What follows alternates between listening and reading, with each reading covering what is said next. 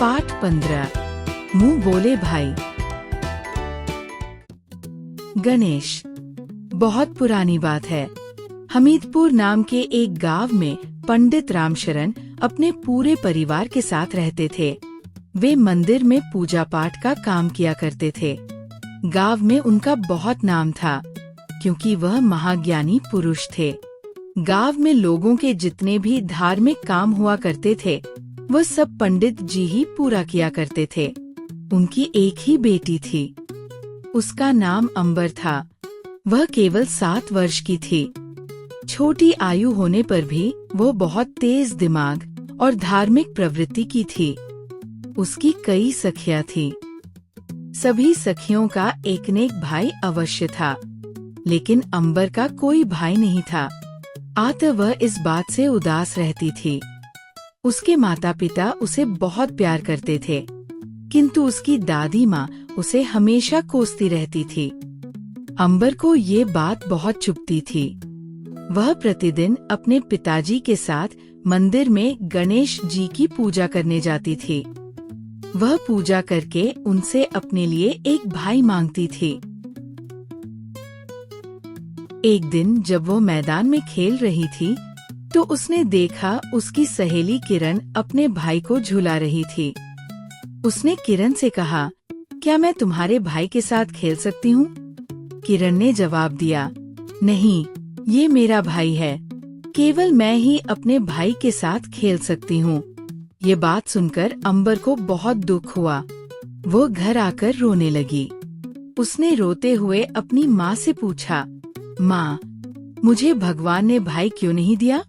सब अपने भाइयों के साथ खेलते हैं। मुझे सब सहेलियाँ चिढ़ाती हैं। ये बात सुनकर उसकी माँ अंबर ने रोते हुए अपनी की आँखों में आंसू आ गए। उसकी माँ ने उसे समझाते हुए कहा, बेटी, ये सब भगवान की मर्जी है। कुछ दिन बाद रक्षाबंधन का त्योहार आया। पूरे गांव में चहल पहल थी। सभी लड़कियां अपने अपने भाइयों के लिए बाजार से राखी खरीद रही थी। अंबर घर में उदास बैठी थी। उसके मन में बार बार ये बात आ रही थी कि काश मेरा भी कोई भाई होता तो मैं भी सजवर कर बाजार जाती और अपने भाई के लिए राखी खरीद कर लाती। सारा दिन दुखी रहने के पश्चात शाम को अंबर अपनी सहेली किरण के घर गई। वह अपने भाई को राखी बांध रही थी। अंबर से ये देखकर रहा न गया तो वह बोली, क्या मैं तेरे भाई को अपना भाई मानकर राखी बांध सकती हूँ? किरण ने तुरंत उत्तर दिया, देखो अंबर, आज के दिन भाई को राखी बांधने का हक केवल उसकी अपनी बहन का होता है। ये सुनकर अंबर दुखी हो गई तथा मंदिर में गणेश जी की मूर्ति के पास जाकर रोने लगी। उसने भगवान से प्रार्थना करते हुए कहा, हे भगवान, मुझे भी एक भाई दो ताकि मैं भी उसे राखी बांध सकूं। पंडित जी ने अंबर को प्रार्थना करते देखा और कहने लगे, बेटी, जिसका कोई भाई नहीं होता, भगवान गणेश जी ही उसके भाई होते हैं। ये बात अंबर को बहुत अच्छी लगी। उसने झट से अपने आंसू पोंछे और बाजार जाकर राखी खरीद लाई। उसने राखी गणेश जी की कलाई पर बांध दी। ऐसे ही कई वर्षों तक अंबर गणेश जी को राखी बांधती रही। एक बार जब रक्षाबंधन के दिन अंबर गणेश जी की कलाई पर राखी बांध रही थी तो अचानक मंदिर हिलने लगा। ये देखकर अंबर बहुत बुरी तरह से घबरा गई। तभी आसमान में बादल गरजे और एक तेज रोशनी हुई। अंबर कुछ समझ नहीं पा रही थी कि ये क्या हो रहा है।